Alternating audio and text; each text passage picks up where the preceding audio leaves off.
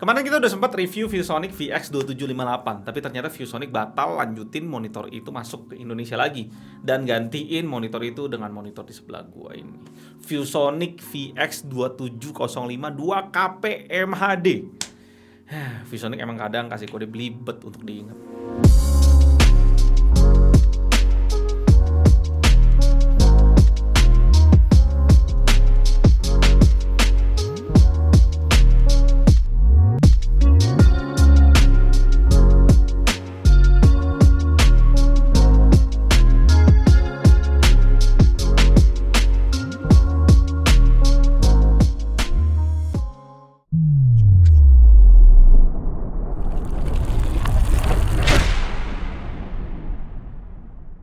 Selamat datang di GTA, di channel paling canggih di 2021. Kalau gua cek di display specification, memang VX2705 ini kelihatannya refresh dari VX2758. Soalnya VX2705 ini dibuat di tahun 2021, sedangkan VX2758 dibuat tahun 2019. Dan yang menariknya, harganya tetap sama dan cukup bersahabat kalau kita bandingin sama kompetitornya di brand lain di segmen yang sama. Ini adalah monitor termurah untuk 1440p 144 Hz IPS di 27 inch. Nice play ViewSonic. Untuk dus monitornya nggak ada yang terlalu penting dibahas. Kalian juga udah sering lihat dari ViewSonic ada 3 burung yang bertengger di satu dahan gitu. Dan kelengkapannya yang kita dapetin monitor ini, ViewSonic tetap cutting price di kabelnya. Karena kita cuma dapetin kabel HDMI. Dikasih juga 2 kabel power beda colokan kepala aja, dan juga manual book yang pastinya kita singkirkan saja.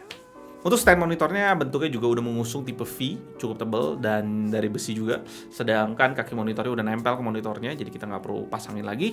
Untuk kualitasnya tuh oke lah, besi padat kecil gitu. Dan bisa kalian copot kakinya, tinggal kalian buka aja 2 baut di bagian atas ya. Ya tentunya setelah kita lihat sama-sama kaki dan standnya, kita bisa langsung tahu ergonomic stand di monitor ini cuma ada tilt doang. Yang kualitasnya ya oke aja lah.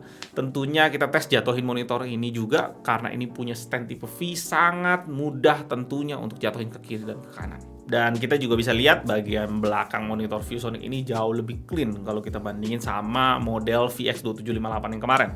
Model di sini tuh simple aja, ada pembuangan panas yang dibuka panjang di bagian atas, logo ViewSonic, dan ada VESA 100x100 mm. Semua portnya juga udah ngadep ke bawah, pastinya cocok untuk pakaiin bracket.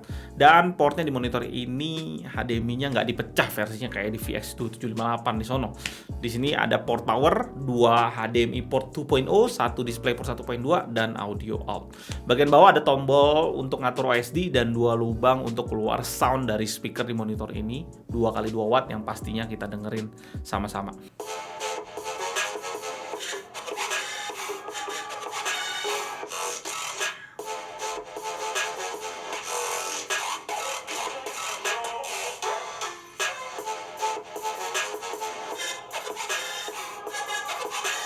Untuk monitor di harga segini cukup oke lah ya, speakernya cukup kenceng, jelas juga suaranya, cuma ya soundnya nggak terlalu bulet kalau didengar.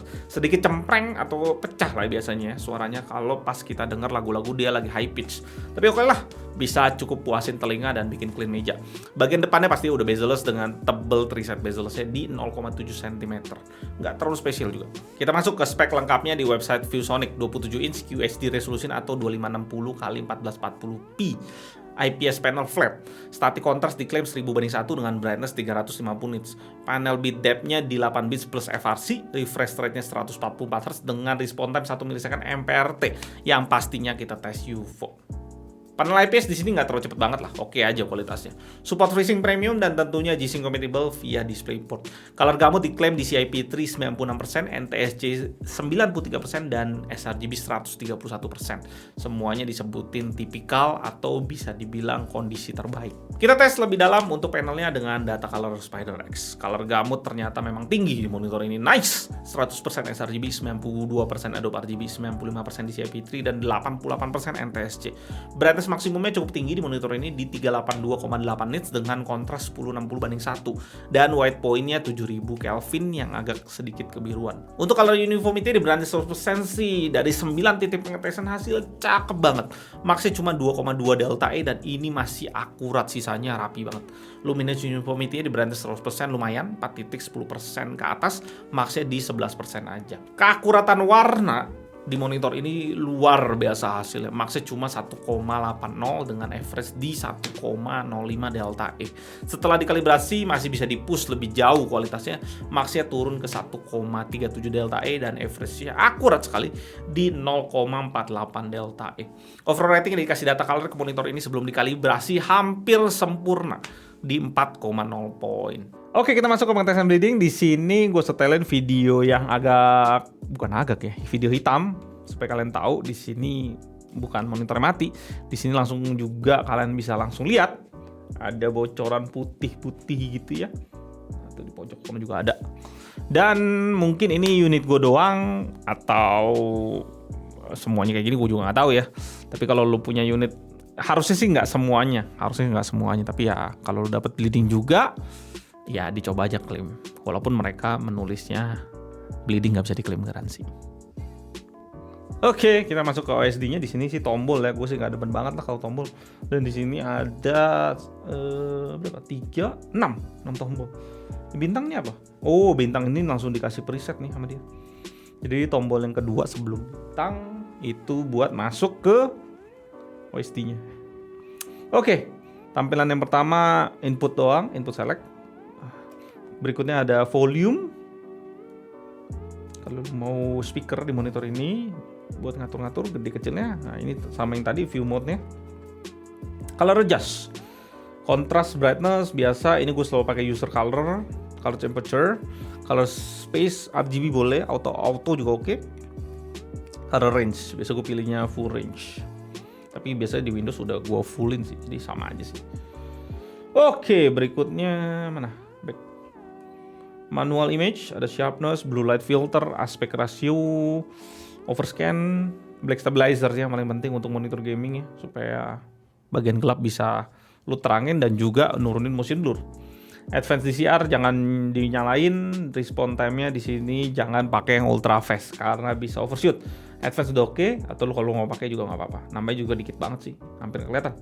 Kepencet dan keluar. Oke, berikutnya language, freezing premium, resolution notice, information, timeout, background, power indicator, auto, sleep, eco mode. Nah, eco mode di sini nggak ada off, pilih aja yang standar. Standar itu nggak nyala sebenarnya.